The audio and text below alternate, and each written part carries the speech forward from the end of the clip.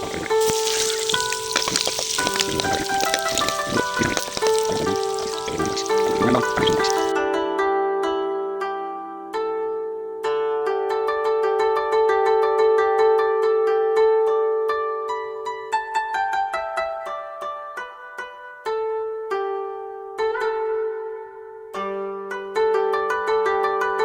ngayon po magbabalik naman tayo. Nandito naman tayo ngayon sa may Santo Cristo Integrated School. Bali yan po. Ngayon po June 1. Ito po ang aking taniman dito ay pinungkal ko na naman.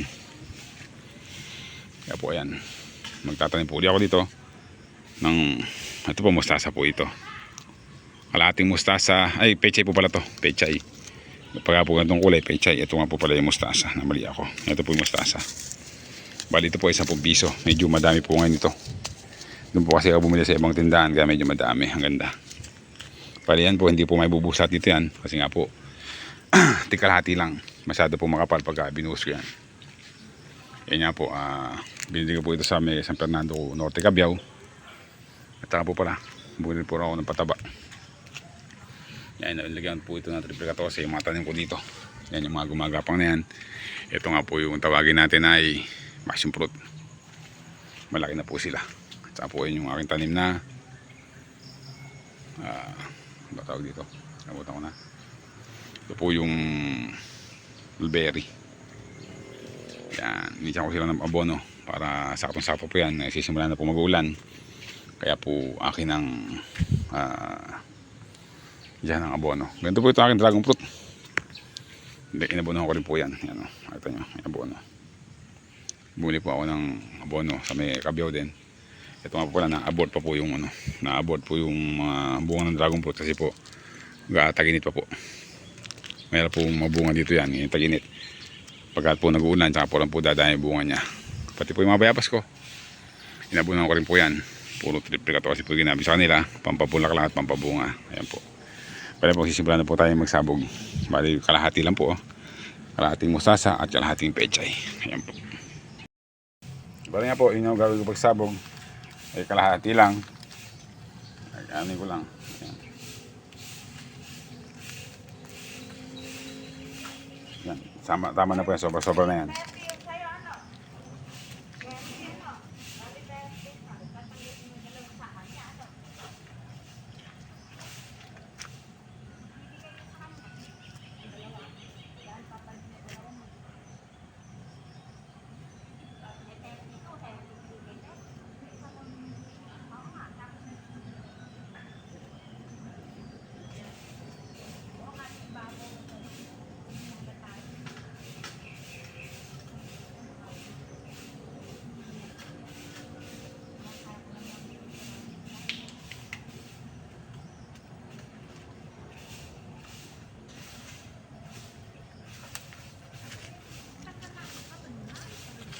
Po, naisabog ko na yung kalahati ng pechay, mustasa naman.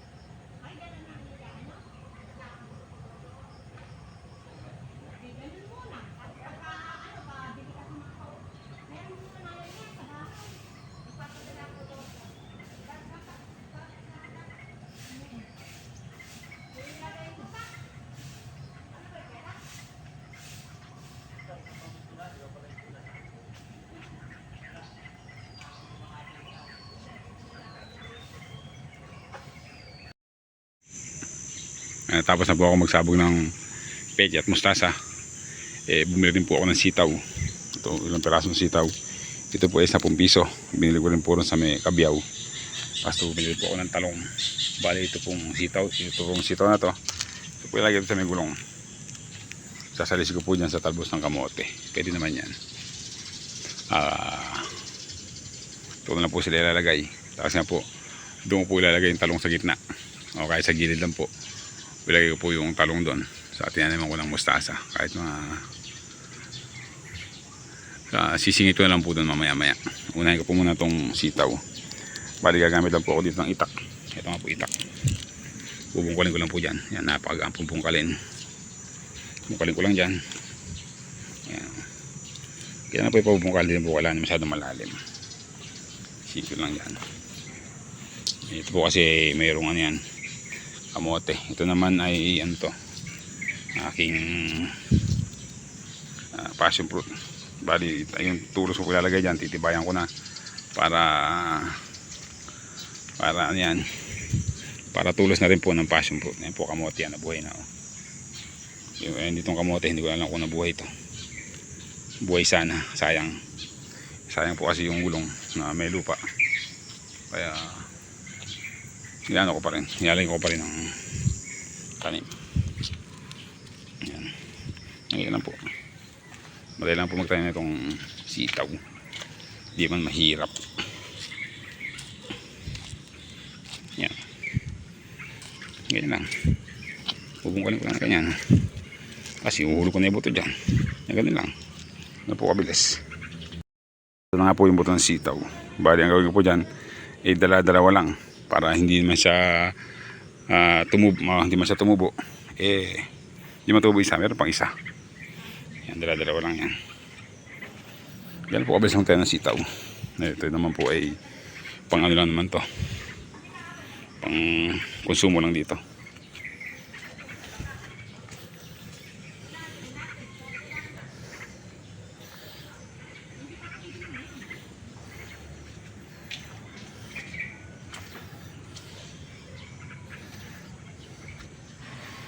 Sakto isa lang natira sa isa. Magsisimula tayo magtanim ng Isa lang talong. natira dito.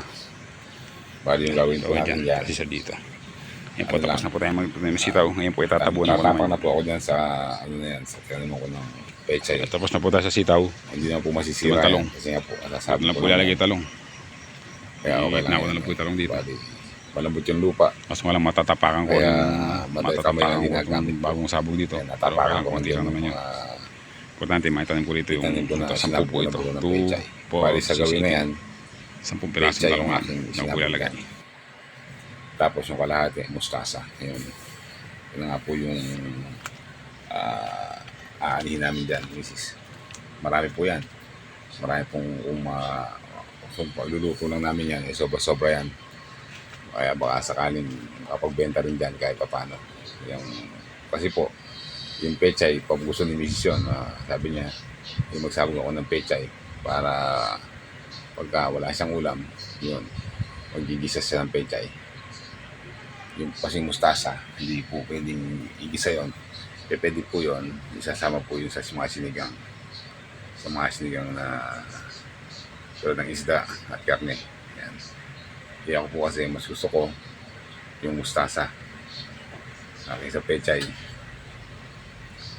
Pero kung may pechay, okay lang din pechay, pero mas gusto ko po talaga yung mustasa. Kaya po yun ang lagi natalim ko. Kaya ginagawa ko po doon, binuburo ko yun. Tapos, pagkaburo na siya, ginigisa ko sa itlog. Napakasarap po ng mustasa. Kaya yung iba, ayaw niyan. Ako po, gusto ko. Tsaka yung anak kong bunso, gusto yan. Kinakain po namin ng sariwa yan.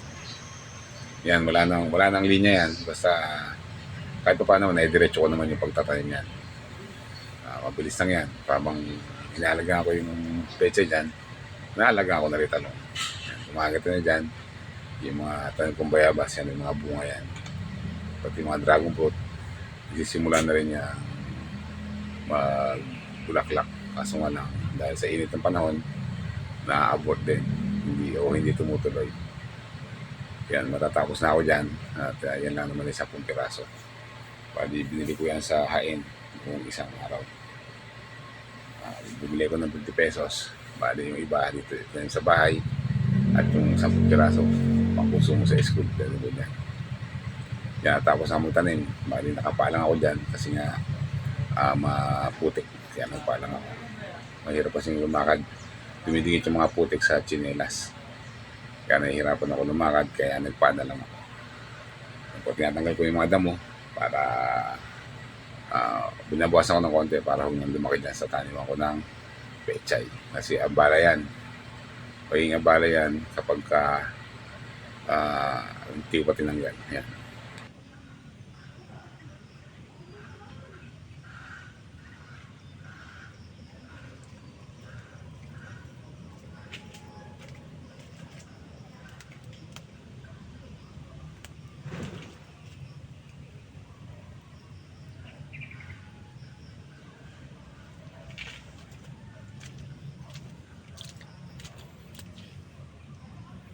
Ayan po, nakita niyo po na.